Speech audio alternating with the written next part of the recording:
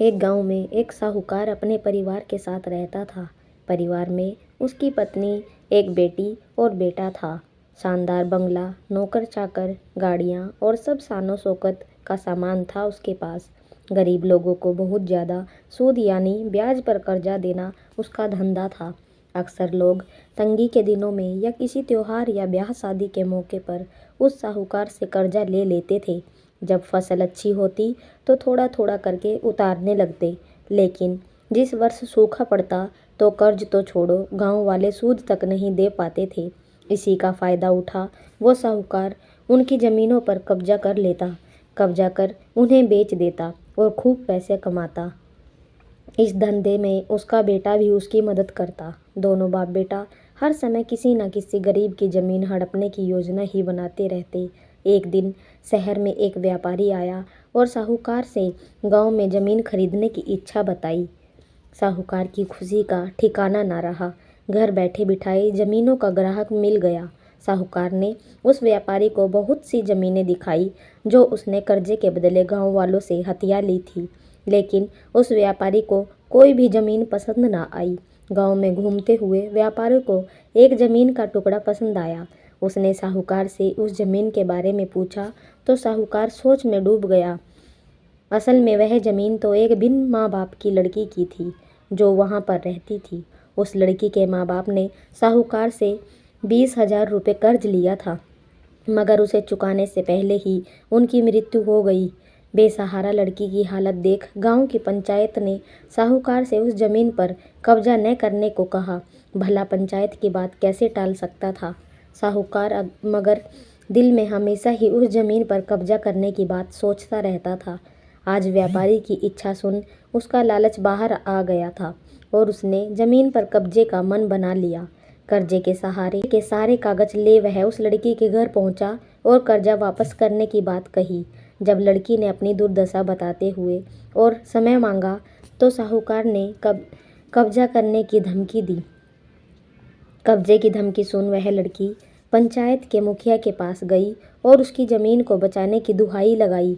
सारे गांव में यह बात आग की तरह फैल गई कि साहूकार उस बेसहारा लड़की की ज़मीन पर कब्जा करने वाला है। यह बात उड़ते उड़ते साहूकार की बेटी के कान में पड़ी। अपने पिता के लालच की बात सुन उसके मन में बहुत दुख हुआ। उसने अपने पिता से इस बारे में बात करने की कोशिश की, लेकिन साहूकार तो सिर्फ बहुत बड़ा मुनाफा ही दिख रहा था।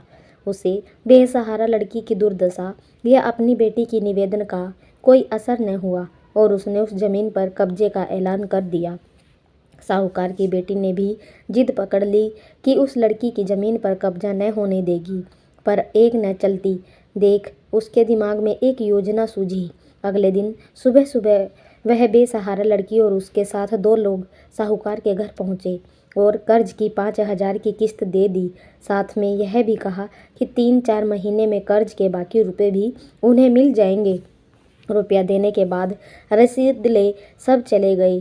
चूँकि अब किस्त मिल गई थी, इसलिए पंचायत ने भी कब्जा नहीं करने दिया।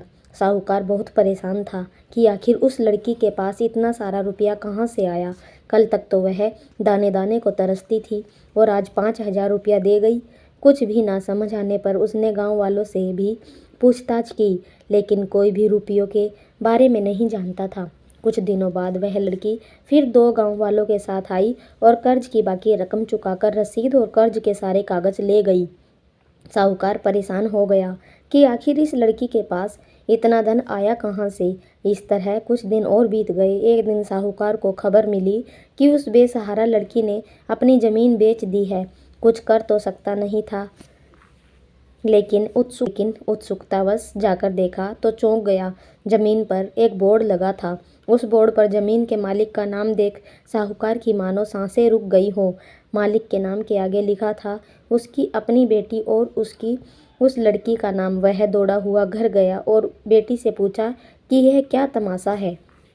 तब उसकी बेटी ने उसे बताया कि उस गरीब लड़की की मदद के लिए उसने अपने सारे गहने बेच डाले ताकि उसकी ज़मीन आपके कब्जे से बच सके, लेकिन ज़मीन आपसे छुड़ाते ही उस बेसहारा लड़की ने उदारता दिखाते हुए आधी ज़मीन मेरे नाम कर दी।